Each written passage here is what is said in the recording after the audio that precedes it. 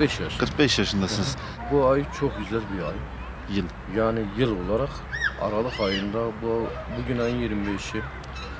Yani geçen seneye rağmen bu sene çok güzel geçti. Geçen sene diyebilirim eksi 20'lerdeydik bugün itibariyle.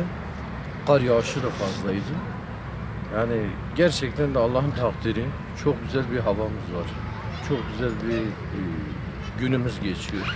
Tabii yani ben ilk defa görüyorum bu aylarda bu sıcaklık gerçekten de çok güzel bir şey. Her seneye rağmen bu sene çok iyi geçiyor.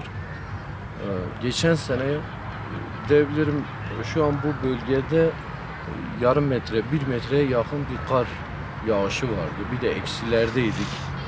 20 derece, 25 derece soğukluk vardı. Ama bu sene çok iyi.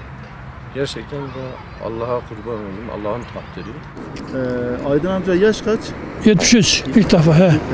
Takdir ilahi bilir. O konuda hiçbir şey diyemem. Allah ne istemiş olur. He.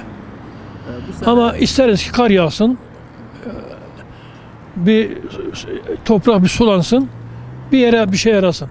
Nerede o zaman karlar buraya çıkıyordu, şimdi kar yok. Ama yerden istememiş, biz ne diyemeyiz, hiçbir şey diyemeyiz.